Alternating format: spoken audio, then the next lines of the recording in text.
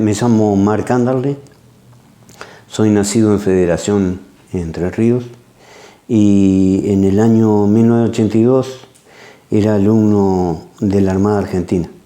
Soy nacido en el 1965 y en el año 81 decidí ingresar a la Armada. Cosa de la vida,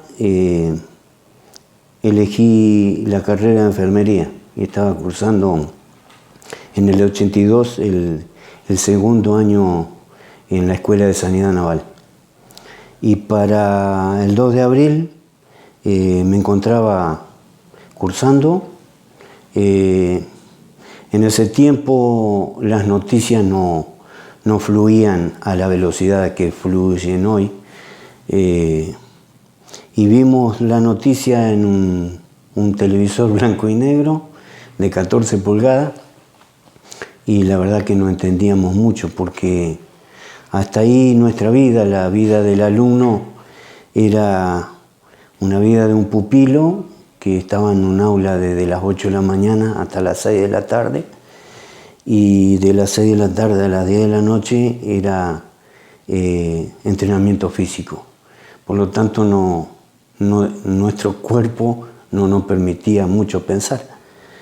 Y para mí la guerra empezó una semana más tarde cuando fui convocado a integrar la dotación del Bahía Paraíso. El Bahía Paraíso fue el primer buque hospital de Latinoamérica en entrar en combate, donde en 10-12 días aproximadamente se transformó de buque polar a un buque hospital inigualable. Fue un ejemplo de hospital. Dentro del barco yo tuve que cumplir el rol de camillero en cubierta de vuelo. O sea, nosotros traíamos gente de combate y lo llevábamos a un lugar que venía a jugar el rol de una guardia de urgencia, donde se clasificaba el herido y de acuerdo a la gravedad o a la patología que sufría, se lo derivaba a consultorio o a quirófano o a la sala de internado. Yo cuando ingresé a Malvinas había cumplido 17 años en el mes de enero del 82. ¿Te imaginaste en algún momento que ibas a ir a la guerra? No, yo de ninguna manera. Pese que cuando uno ingresa a una fuerza, siempre se lo adoctrina para entregar la vida a la patria. Pero nunca se me ocurrió, yo ingresé a la Armada con el sueño de conocer la Antártida. Y el destino hizo que al año entrara en combate. Nunca me imaginé, la verdad que no. Nosotros en mi aula éramos 36 alumnos. Y bueno, en la Armada y las Fuerzas Armadas en sí, a la salud se la tiene muy parecida a lo que es el Estado actual. O sea, la salud figura en tercer plano. Pocos profesionales, pocos medios. Cuando se desata la guerra, empiezan a hacer cálculo y faltaban personal, tanto médico como de enfermería. Entonces recurrieron a los alumnos de la escuela. Eso pasó en la Armada, yo aclaro porque en el Ejército la verdad que yo no sé cómo se manejan. Cuando vos te convocan, ¿cómo te llega el aviso de que te vas a ir? Y bueno, yo estaba en un aula, en una clase de una materia que se llama microbiología, y bueno, vino el que hacía las veces de celador en la escuela, que era un militar, y dijo, bueno, a continuación voy a leer un listado, esta gente parte a Malvinas. Y bueno, nosotros éramos de segundo año, éramos 13 compañeros, y se sumaron 3 de tercer año. La carrera nuestra era de 3 años. Y bueno, rápidamente nos dieron 1 hora para armar el bolso y salir caminando hacia el barco. Nosotros estábamos a 3.000 metros de donde estaban los buques. ¿Qué te pasó ahí en ese momento cuando te nombran que tenías que ir? Y yo la verdad que, si usted hace memoria, los primeros días de abril era todo emoción, era toda alegría, la gente se juntó en la Plaza de Mayo y victoriaba, y los soldados nuestros son héroes, y vamos a ganar la guerra, y si quieren venir que vengan, y todo eso. Y bueno, nosotros sentíamos lo mismo.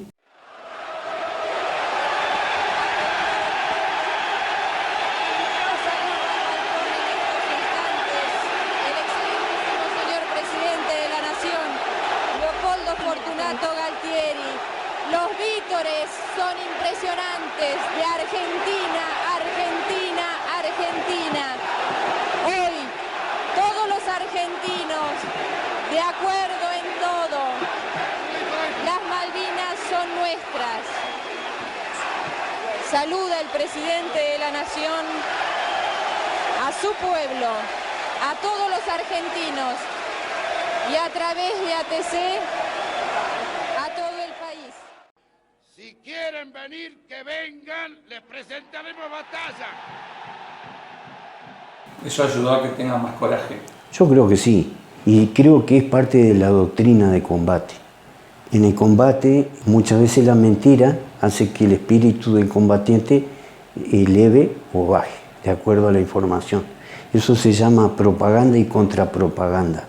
La tristeza por ahí de dejar a nuestros compañeros, porque 20 y tantos compañeros quedaron en el aula. Obviamente nosotros éramos alumnos, no teníamos mucha capacitación, solamente primeros auxilios. Sabíamos por ahí hacer un torniquete, hacer un inyectable, por ahí darle un grado de gravedad a un paciente, pero no teníamos más que esa capacidad. Desde que se zarpó hasta que tuvimos el bautismo, que fue el 2 de mayo, en el rescate de los náufragos del crucero Belgrano, se trabajó noche y día en entrenamiento, cada cual a cumplir el rol que le correspondía. No solo en la misión de enfermero, porque el buque en realidad es como una casa de familia donde viven 150 personas. Hay alguien que dice, bueno, este pasillo lo va a barrer Juancito, ese baño lo va a limpiar Luis, y así todo el buque, la limpieza, la comida, el sistema de guardia, las comunicaciones, o sea que todas las personas intervienen en diferentes funciones, y está tan pensado que también se piensa, en caso de un hundimiento, por dónde yo me tengo que escapar, qué balsa tengo que subir, cuáles son mis compañeros de balsa, y todo eso se aceitan los mecanismos a través del adiestramiento. Todos los días era rol de combate, rol de abandono, y ahí se iba, cada vez lo íbamos haciendo más rápido. En el caso nuestro, yo nunca había visto un helicóptero, nunca en mi vida había tocado un helicóptero. Bueno, había gente capacitada que nos empezó a enseñar cómo teníamos que subir al helicóptero, cómo teníamos que bajar, cómo se bajaba en rappel, cómo se subía con guinche, cómo se trasladaba al paciente, y cada vez lo hicimos mejor.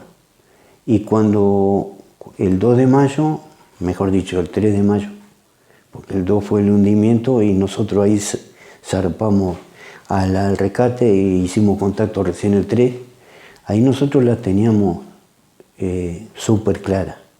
Cada cual cumplía su rol y lo hicimos bien. Nosotros rescatamos aproximadamente 160 tripulantes del crucero con vida y 16 sin vida. De ahí fuimos a Ushuaia, desembarcamos tanto los cuerpos de los compañeros muertos como los sobrevivientes, reabastecimos y zarpamos a la isla. Y a los 2 días ya estábamos en Puerto Argentino. Yo tuve la dificilísima tarea que fue preparar los cadáveres de quienes habían muerto y una vez que llegamos a Ushuaia, ponerlo en los féretros, cosa que yo nunca había hecho.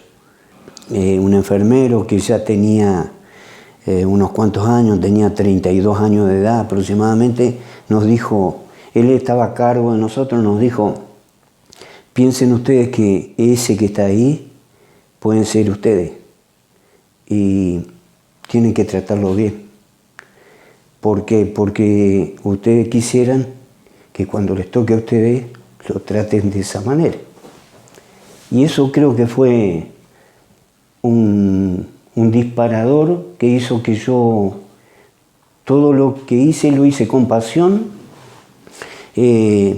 Nosotros a bordo tampoco tuvimos mucho tiempo para pensar, porque nosotros cuando dejábamos de evacuar gente teníamos que ir a ayudar a las salas de internado.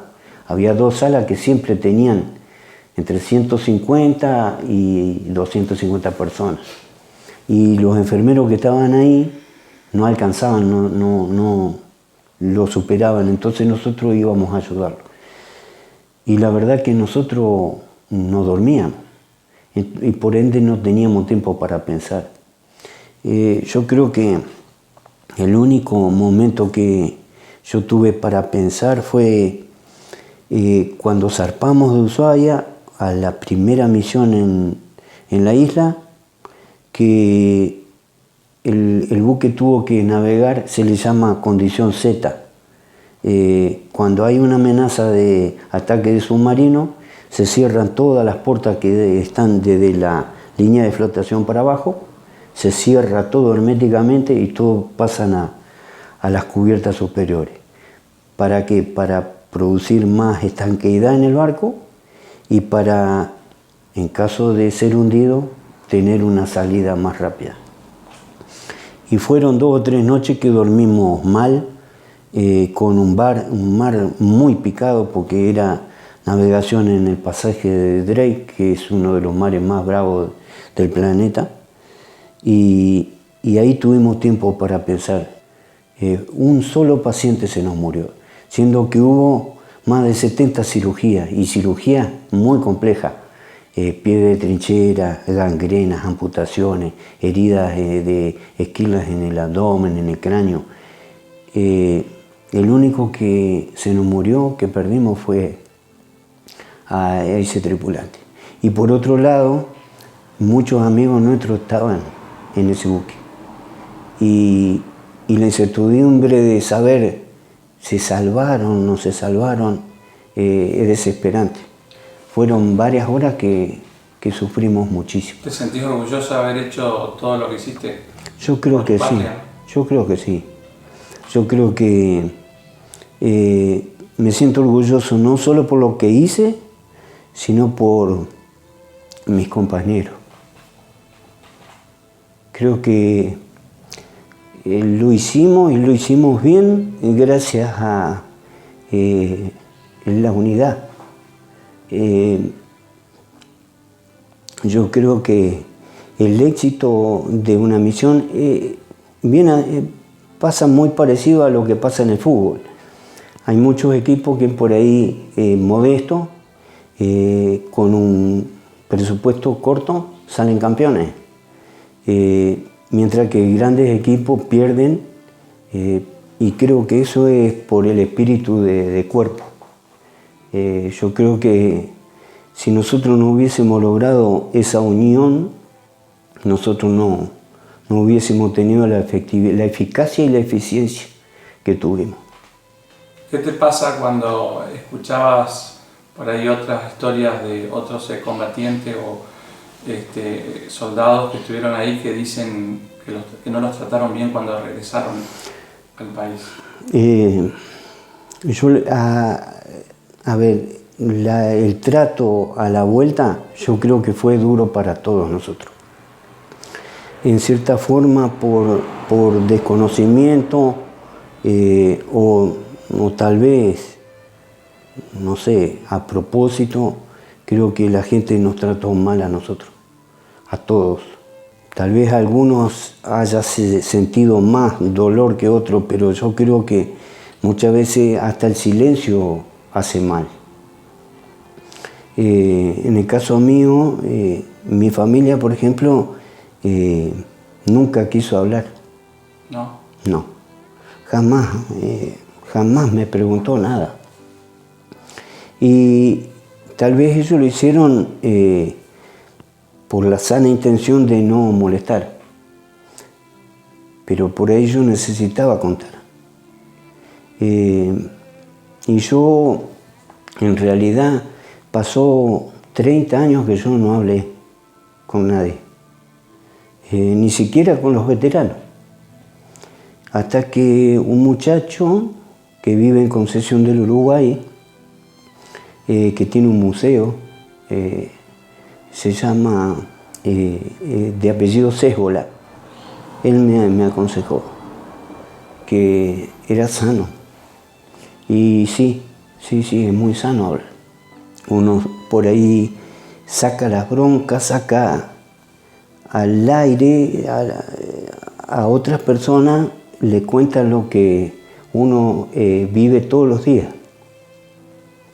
Porque en realidad nosotros, creo que todos los veteranos, Malvinas está todos los días, a la noche, a la mañana.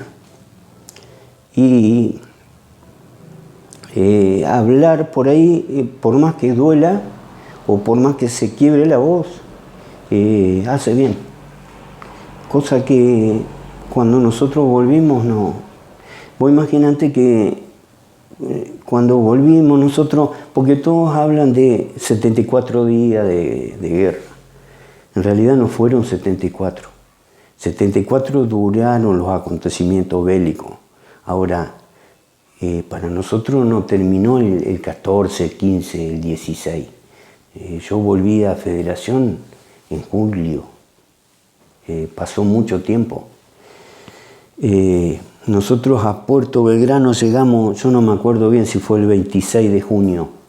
O sea, ya habían pasado 15 días del cese de fuego. De ahí estuvimos unos cuantos días y ahí nos dieron el 50% del pasaje en tren, desde Puerto Belgrano hasta Constitución y desde Federico Lacroce hasta Chajarí, porque en Federación no paraba el tren. Y nos dieron 2,50 pesos, que no nos alcanzaba para pagar el 50% en efectivo que teníamos que abonar. En definitiva, yo llegué colado en el tren. Y el tren no paró en Chajarí, paró en Montecasero. De Montecasero me tuve que volver a dedo. Tenía que estar a las 8 de la noche en mi casa y llegué al otro día a las 6 de la mañana. Yo creo que esas cosas fueron desprecio que por ahí en la juventud uno no lo siente, porque yo lo único que quería era volver a mi casa. ¿Crees que ahora, a 40 años de cumplirse ahora de la guerra, las nuevas generaciones estarían reivindicando de alguna manera diferente a como fue en aquel momento? Sí, yo creo que sí. En realidad nosotros los veteranos no pedimos que nos adoren ni que nos idolatren. Nosotros queremos respeto nada más. Y yo creo que ese respeto se lo está viendo ahora en las nuevas generaciones. Y tengo la esperanza que esto va a seguir. Acontecimientos como estos que ustedes nos invitan a charlar son granitos de arena que se van sumando. Y yo creo que esto va a tomar cada vez más fuerza. Hoy en día, acá en Entre Ríos no, pero hay muchas provincias que las nuevas generaciones han armado grupos de hijos de veteranos, por ejemplo. Hay un grupo que está en varias provincias que se llama Raza 82, que son todos chicos jóvenes, que son hijos y nietos de veteranos que siguen la causa. Y yo creo que están haciendo muchas cosas y muy bien por la causa Malvinas. Si tuvieras que volver nuevamente al combate, ¿lo harías? Sí, porque creo que todo lo que una vez juramos frente a la bandera, defender a la patria, es una obligación.